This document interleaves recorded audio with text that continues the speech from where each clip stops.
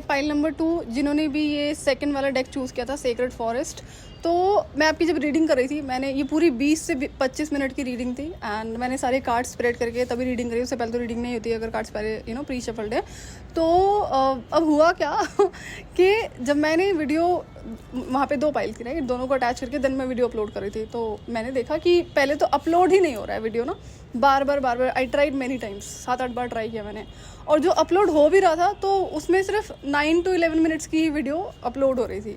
तो 6-7 टाइम्स जब मैंने चेक किया तो बाद में मैं देखती हूँ कि ऐसे ही जस्ट चेक करने लगी मैं, तो मैंने देखा कि पाइल 2 में ना तो मेरी वॉइस है और ना ही वो कार्ड्स हैं। This was really shocking.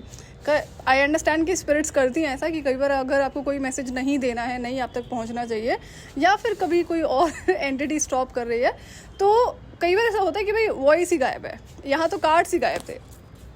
मैं बोल रही थी स्पिरिट्स को कि अगर नहीं चाहते थे कि मैं आपको ये इन्फॉर्मेशन शेयर करूँ जिसके लिए भी रीडिंग है, तो आप मुझे बता सकते थे। मेरे 25 मिनट चले गए तो मज़ा आता है भाई स्पिरिट्स को ना कई बार ऐसे खेल खेलने में। एनीवे, जितना मुझे याद है मैंने बहुत टाइम लिया, अभी आई थिंक काफ़ी आवर्स हो चुके हैं and I am still thinking क्या मैं ये इन्फॉर्मेशन शेयर करूँ। तो जितनी अलाउड होगी वो मैं शेयर करने की कोशिश करती हूँ। तो पाइल नंबर 2 में किसी ऐसे इंसान की रीडिंग थी आज ये जो 40 अबव है, 40 क्रॉस हो चुका है या फिर जस्ट अभी 40 टच किया है। एंड उस इंसान के ऊपर फैमिली का बहुत ज़्यादा प्रेशर है कि शादी नहीं हो रही है, फिर आगे होगी नहीं, फिर लड़के अपनी एज के नहीं मिलेंगे, आपसे बहुत ज़्यादा एज के मिलेंगे। तो ये जो आपको शायद टॉन्टिंग हो रही होगी, प्रेशर पड़ रहा है, तो ये पर्टिकुलर इसी एरिया में रीडिंग है। एंड आपको ये समझना है कि ये यहाँ पर जो देखो फिर से अटकना शुरू हो गया ना, एक सेकेंड। तो डिवाइन ने आपके लिए ऑलरेडी कोई डिसाइड करा हुआ है जो कि आपका एग्जैक्ट मैच है। और एग्जैक्ट मैच की यहाँ पे जो बात हो रही है, जो मैंने कार्ड्स में देखा था कि वो इंसान आपकी ही एज का होगा और ऐसी कोई क्वालिटी उसके अंदर नहीं होगी जो आपके अंदर नहीं है। तो जो आदतें आपके अंदर हैं वो आदतें उसके अंदर भी होंगी। तो जब भी आप इस इंसान से मिलोगे ये बहुत ज़्यादा शॉकिंग होगा कि कोई आपके जैसा एग्जैक्टली कैसे हो सकता है इनसाइड आउट। तो ये किसी बहुत फिजिकल ब्यूटी वाले इंसान की रीडिंग है। आप अगर मैस्कुलिन तो हैंडसम होंगे और फीमेल है तो बहुत खूबसूरत होंगी। लेकिन जिस भी इंसान की रीडिंग है उसके माइंड में या तो ये चल रहा है या फिर दूसरे लोग उसे ऐसा बोल रहे हैं कि एज हो रही है, जो फिजिकल ब्यूटी होती है वो जाने लगी है, तो शादी नहीं होगी। तो आपके लिए गाइडेंस ये है कि जिससे भी जो भी आपके लिए डेस्टाइन पार्टनर है वो एग्जैक्ट आपका मैच होगा।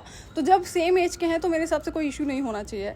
और दूसरा, डिवाइन टाइमिंग बहुत क्लोज है आपकी लाइफ में उस इंसान से मिलने के लिए, लेकिन वो इंसान फिलहाल कई तरह के चैलेंजेस को क्रॉस कर रहा है, वो भी बहुत तेज़ी से। तो वो आपकी तरफ बढ़ रहा है, लेकिन जो बर्डन्स, जो बैगेज उसकी लाइफ में है, बिना उसे क्लियर करे डिवाइन उसे आपकी तरफ नहीं आने देंगे। तो गाइडेंस ये है कि सोसाइटी फैमिली प्रेशर में आकर आपको किसी रिश्ते में एंटर नहीं होना है, अदरवाइज कार्मिक रिलेशनशिप में एंटर करोगे और जो मेरे हिसाब से होने वाला नहीं है। आपकी लाइफ में कुछ ना कुछ डिवाइन क्रिएट करते रहेंगे तब तक। लेकिन ये अगर इस प्रेशर से आप गो थ्रू कर रहे हो जिसकी वजह से आप शायद ये रीडिंग सुन रहे होंगे, तो प्लीज़ नो कि आपके लिए कोई एग्जैक्टली आपके जैसा डिसाइडेड है, लेकिन आएगा वो डिवाइन टाइमिंग पे जो बहुत दूर नहीं है। तो अभी इस वक्त आप क्या करोगे, आप अपनी क्रिएटिविटी पे फोकस करोगे। जो अगर आप खाली बैठे हो, what I saw in the cards कि आप कोई अबंडेंट इंसान है, फिजिकल ब्यूटी होने के साथ साथ में मटेरियल अबंडेंस आपकी लाइफ में है। तो अगर आप बोर हो रहे हो कि बोर नहीं होना है, आपको अपनी क्रिएटिविटी पे फोकस करना है, यही आपको बोला गया है। और आउटर ब्यूटी के बारे में आपको ज़्यादा सोचना नहीं है। जो हमें अपनी लाइफ को मेंटेन करने के लिए चीज़ें करनी होती है, नेचुरल चीज़ें, वो आपको ज़रूर करनी है, बट प्रेशर लेके नहीं करना है। Be easy on this. तो उस इंसान के लिए आपकी फिजिकल ब्यूटी मैटर नहीं करती होगी, दिस वॉज अनदर गाइडेंस। लेकिन होता ना, अगर ये थॉट आपके मन में बार बार चल रहा है तो ये अननेसेसरी का स्ट्रेस ही क्रिएट करेगा, ब्लॉकेजेस ही क्रिएट करेगा। So make sure to shift this focus on something creative. अपना जो माइंड है उसे शिफ्ट करो, उसे शादी के बारे में नहीं सोचना है। दूसरा, जो लोग आपको अगर बोल रहे हैं कि एज होती जा रही है, लड़का नहीं मिलेगा, लड़की नहीं मिलेगी, तो उनकी बातों को टोटली इग्नोर करो। तीसरा, यहाँ पे एक और मैसेज था कि ड्रीम स्टेट में आपको कुछ ना कुछ बताया जा रहा है, तो वो ड्रीम्स आपको किसी और से शेयर नहीं करने हैं। You have to guard those dreams, जो भी मैसेजेस आपको दिए जा रहे हैं। कई बार होती है आदत लोगों को ना अपने ड्रीम्स को शेयर करने की अपने फैमिली मेम्बर्स के साथ में या फिर कोई और आपका क्लोज्ड वन है, तो ये आपको नहीं करना है। क्यों? क्योंकि आप एक ऐसी पर्सनैलिटी हैं कि जो बहुत इनसाइड आउट अबंडेंट है एंड लोगों की नज़रें आपके ऊपर रहती हैं। तो पता होना चाहिए कि जो आउटसाइड एनर्जी होती है वो अफेक्ट करती है आपके रिश्तों को, आपकी लाइफ को, आपकी अबंडेंस को। तो इवन तो अगर आपको कोई मैसेजेस मिल रहे हैं जो आप डिकोड कर पा रहे हैं तो उस पर ध्यान देना है। ट्राई एंड अंडरस्टैंड कि क्या बताया जा रहा है। रिपीट मोड पर ये ड्रीम आपकी लाइफ में ज़रूर होगा, लेकिन उसे किसी और से शेयर नहीं करना है।